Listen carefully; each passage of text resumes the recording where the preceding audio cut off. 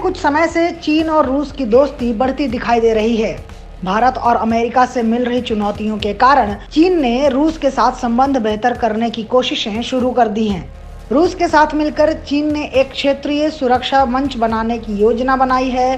चीन और रूस के विदेश मंत्रियों के बीच हुई बैठक में इस मंच का प्रस्ताव भी रखा गया है।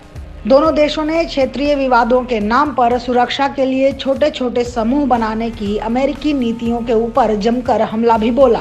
उनका संकेत 4 देशों के समूह क्वाड की तरफ था। अमेरिका, जापान, ऑस्ट्रेलिया के साथ भारत भी इस सुरक्षा समूह का हिस्सा है। पिछले दिनों चीन के साथ सीमा विवाद के बीच भारत क्वाड का हिस्सा बना है। इस संगठन के साथ भारत के जुड़ने पर चीन ने इसे मिनी नाटो तक कह दिया था। दरअसल चीन के साथ सीमा विवाद में अमेरिका ने खुलकर भारत का साथ दिया है। यही नहीं, जापान और ऑस्ट्रेलिया ने भी भारत के साथ एकजुटता दिखाई है।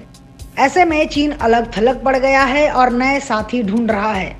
इसके लिए चीन ने रूस की ओर अपना रुख किया ताकि रूस के सहयोग से पाकिस्तान, ईरान, उत्तर कोरिया जैसे कुछ देशों को इस क्षेत्रीय सुरक्षा मंच के साथ जोड़ सके। लेकिन क्या चीन की यह नई रणनीति भारत के लिए चुनौती बन सकती है? क्या रूस अपने परंपरागत दोस्त भारत को चीन से दोस्ती के नाम पर कुर्बान कर सकता है? ऐसे कई सवाल खड़े हो रहे हैं जिसे जानना जरूरी है। अगर चीन की नजर से देखें तो रूस के साथ भारत का संबंध कमजोर होता दिखाई पड़ेगा, लेकिन यह असलियत नहीं है, क्योंकि रूस और भारत के साथ संबंध में जितना फायदा भारत को है उससे ज्यादा रूस को है। भारत अभी रूस के लिए बड़ा बाजार है। भारत ने रूस के साथ कई बड़े रक्षा समझौते किए हैं, जिसमें सबसे बड़ा S-400 मिसाइल सिस्टम खरीदने की डील है। रूस से S-400 मिसाइल सिस्टम खरीदने पर अमेरिका भी भारत से काफी नाराज हुआ था।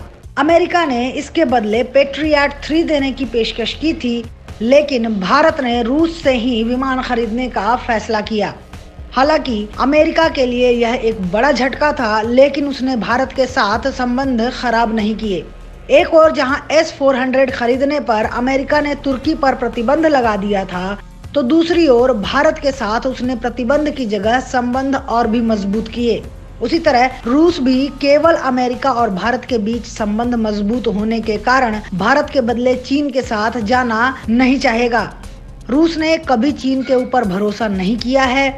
चीन और रूस के बीच लंबे समय तक सीमा विवाद भी रहे हैं।